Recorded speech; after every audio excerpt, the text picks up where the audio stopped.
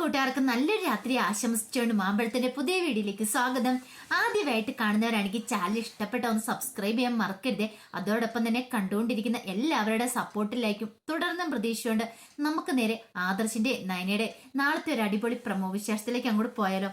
നാളത്തെ പ്രമോ വിശേഷത്തിൽ കാണിച്ചിരിക്കുന്ന അങ്ങനെ ഇത്രയും ഗുളിക കൊടുത്തിട്ട് നവ്യയ്ക്ക് ഒരു മാറ്റം ഇല്ലെന്ന് കണ്ടു കഴിഞ്ഞപ്പോഴത്തേനും സമനില തെറ്റിയ പോലെ അവിയും ജലജയും ഓടിപ്പാഞ്ഞ് നടക്കുകയാണ്. അതിന്റെ വിശേഷങ്ങളും അതോടൊപ്പം തന്നെ ജലജയുടെ കള്ളത്തരങ്ങളൊക്കെ പൊളിച്ചെടുക്കുകയാണ് കനക വന്നിട്ട്. ആ വിശേഷങ്ങളൊക്കെയാണ് നാളെ നമ്മൾ കാണാൻ പോകുന്നത്. ഇന്ന് തന്നെ നമ്മൾ അവസാനം കണ്ടു. അങ്ങനെ ഡിന്നർ സമയത്ത് മുത്തശ്ശൻ തന്റെ മനസ്സിലുള്ള കാര്യങ്ങളൊക്കെ പറയുമായിരുന്നു. മുത്തശ്ശന് ഉള്ളിലത്തെ വേവലാതി മുത്തശ്ശൻ അറിയാം. താൻ കുറച്ചു കാലം കൂടെ ജീവിച്ചിരിക്കുള്ളൂ. അപ്പൊ ഇങ്ങനെയൊക്കെയുള്ള പാർട്ടി മനസ്സിന് സന്തോഷകരമായ കാര്യങ്ങളാണ്. ഇതൊക്കെ നമ്മുടെ മനസ്സിൽ ഓർത്തു വെക്കാനായിട്ട് എല്ലാവരും കൂടെ ഒത്തുകൂട്ടുള്ള ആ സമയം, കുറച്ച് സമയമുള്ളെങ്കിലും അത് എല്ലാവരും കൂടെ സന്തോഷത്തോടു കൂടി ജീവിക്കണം. അങ്ങനെ എല്ലാവർക്കും ഒരു ഉപദേശമൊക്കെ മുത്തശ്ശൻ കൊടുക്കുന്നുണ്ട്. അങ്ങനെ പിന്നെ എല്ലാവരും കൂടെ ഇന്ന് ഫോട്ടോ സെക്ഷനൊക്കെ നടത്തുക. പിന്നീട് എല്ലാവരും വീട്ടിലേക്ക് വരുമായിരുന്നു. വീട്ടിലേക്ക് വന്നു കഴിഞ്ഞപ്പോഴത്തേനും ആദ്യം ആദർശ ചെയ്തേ നയനയും മുറിയിലേക്ക് വിളിച്ചുകൊണ്ട് പോവുക ചെയ്തേ. എന്നാൽ നയനോട് പറഞ്ഞു, അല്ല നീ എന്ത് ഭാവിച്ചേ കാണിച്ചു കൂട്ടിയതൊക്കെ ചോദിക്കണം. നയന ചോദിച്ചു, അതെന്താ ആദർശേട്ടാ അങ്ങനെ പറഞ്ഞേ? അത് നിനക്ക് സാമാന്യമായിട്ട് ബോധമില്ലേ? നിനക്കറിയാവുന്ന കാര്യമല്ലായിരുന്നോ? നിനക്ക് വേണ്ടി മാത്രം ഞാൻ ഈ ഡിന്നർ ഒരുക്കിയത്. എന്നിട്ട് നീ എന്തിനാ എല്ലാരെയും വിളിച്ചു കൂട്ടി അങ്ങോട്ട് വന്നേന്ന് പറയണം. അപ്പൊ നയനോട് ആദർശേട്ടാ, ഞാൻ അവിടെ വെച്ചേ പറഞ്ഞ കാര്യമല്ലേ, ഞാനൊരു തെറ്റും ചെയ്തിട്ടില്ല. എനിക്കറിയില്ലായിരുന്നു. ഞാൻ ഒരുങ്ങി താഴേക്ക് ചെന്ന സമയത്താ എല്ലാവരും അവിടെ ഒരുങ്ങി നിൽക്കുന്ന കണ്ടേ. പക്ഷെ ആരാ എല്ലാവരോടും പറഞ്ഞെന്ന് എനിക്കറിയില്ല.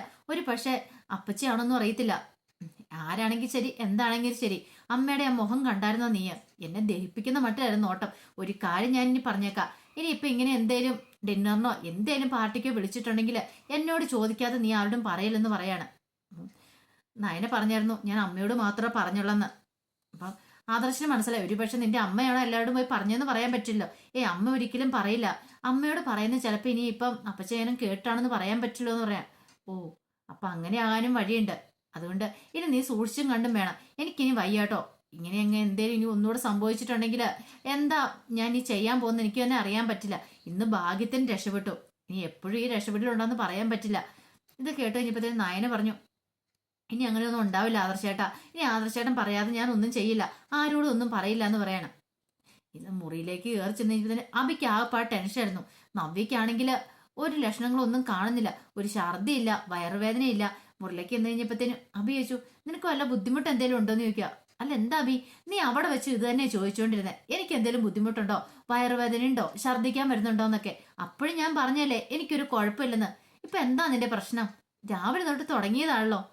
ഒന്നുമില്ല, എനിക്ക് നിന്റെ മുഖം കണ്ടിട്ട് ആകെപ്പഴ ഡള്ളായിട്ടിരിക്കുന്ന പോലെ തോന്നുന്നു. എന്റെ മുഖത്തിന് ഒരു കുഴപ്പമില്ല.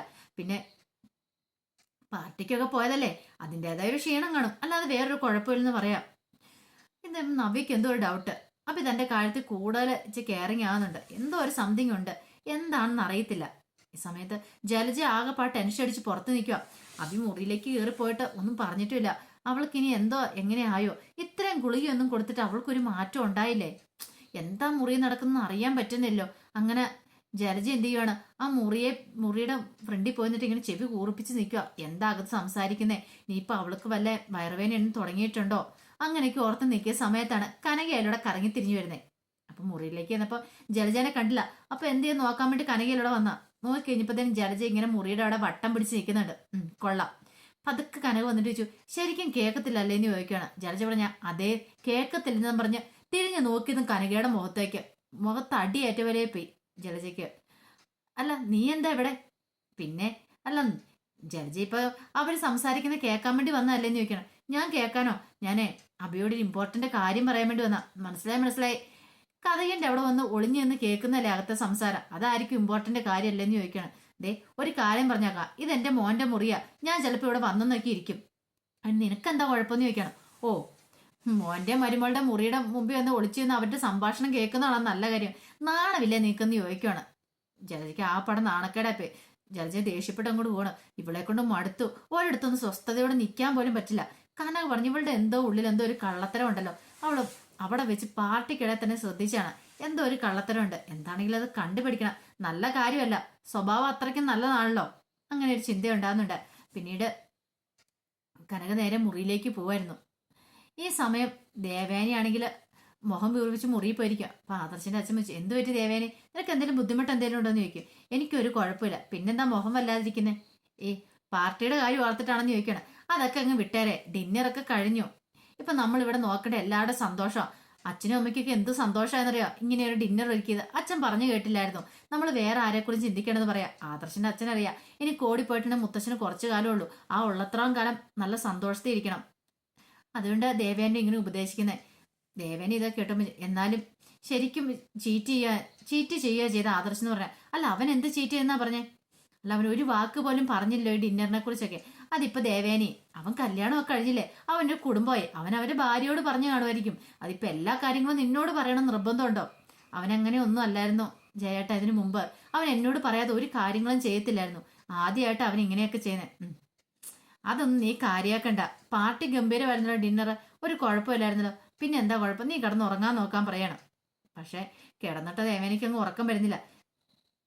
ഈ സമയത്താണ് അതിനേക്കാളും വലിയ ഇതിലായിരുന്നു ജലജ. ജലജയ്ക്കാണെങ്കിൽ കിടന്നിട്ട് ഉറക്കം വരുന്നില്ല. മുറിയിൽ എന്താ സംഭവിച്ചിരിക്കുക, ഇനി അവൾക്ക് വല്ല വിഷമങ്ങളോ വേദനകളോ ഉണ്ടായോ, ആ ഒരു ചിന്തയിലായിരുന്നു. അങ്ങനെ നേരം പരവരാ വെളുത്തപ്പോൾ തന്നെ നേരെ അബീനെ വിളിക്കാണ്ട് മുറിയിലേക്ക് വരുവാണ്.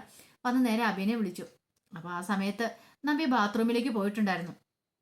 അമ്മേനെ വിളിച്ചിട്ട് എടാ എങ്ങനെയാ കാര്യങ്ങൾ, നീ ഇന്നലെ ഒന്ന് ഫോൺ ചെയ്ത് പോലും ഇല്ലോ. ഞാൻ ഓർത്തു രാത്രിയിൽ എങ്ങനെയും വിളിച്ച് എന്താ കാര്യം എന്നൊക്കെ പറഞ്ഞേനാന്ന്. ഒന്നും പറഞ്ഞു പോലില്ല. അവൾക്ക് എങ്ങനെയുണ്ടെന്ന് ചോദിക്കുക.